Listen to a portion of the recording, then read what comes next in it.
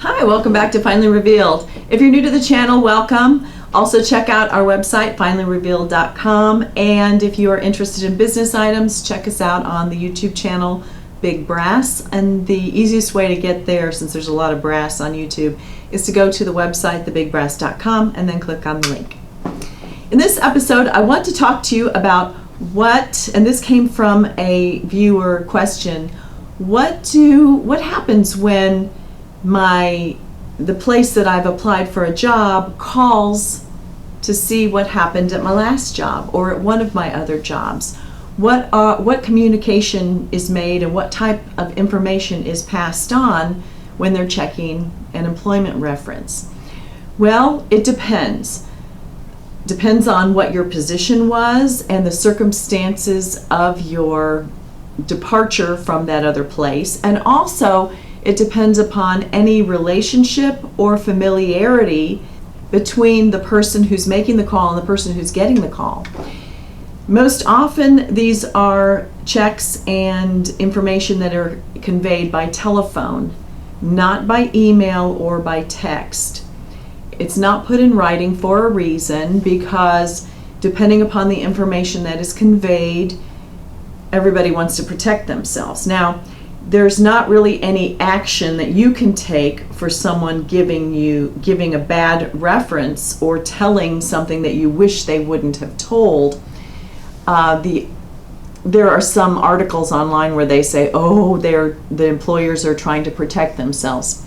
Some HR people might be like that, but in general, it doesn't make any difference to people. They just want to give name, rank, and serial number. So the majority of the information that's communicated is the dates of the employment.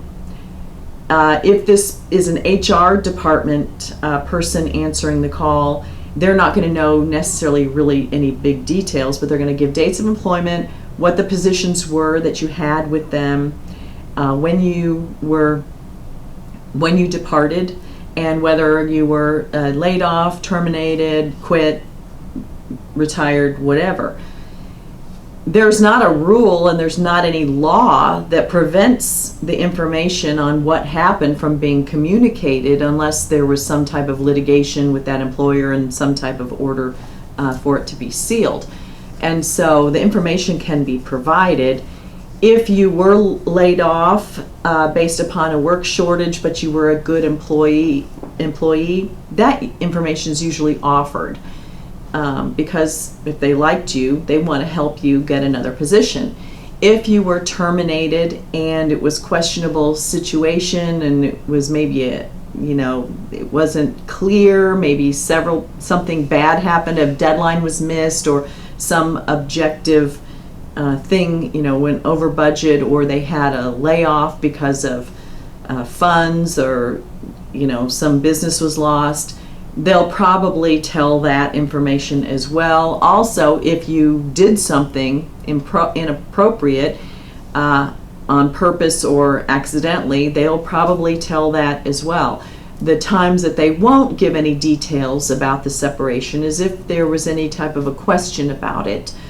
If there was not any, charges brought or crimes committed or anything like that, it was a judgment situation, then those details are not usually communicated because they don't want, they don't want to be defaming you. They don't want to, cause you any harm.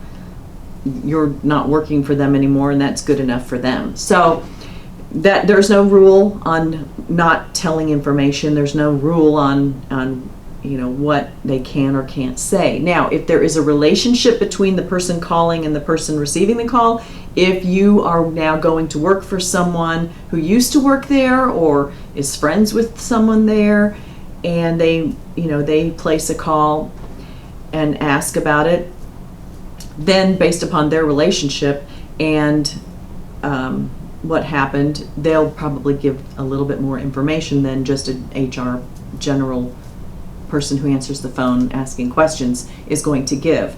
And that can help you, because if you know this person, or they know the situation and they know the official company line, but they think that maybe you got a raw deal, or there were other extenuating circumstances and you're going to help out their friend or the person that they know and help their company, then that might be a good thing for you. So I hope this was helpful. If you have any other questions about this, leave them below. If this helped you at all, give me a thumbs up. Leave any, like I said, leave any questions below. Share this with anybody who may have an interest in this, or who may have been wondering, or who may be worried because they were laid off or they were fired and they think this is the end of their career. First of all, that's not the case, but if they were worried, share this with them. Subscribe to see the other videos and come back and see me next time. Thanks for watching.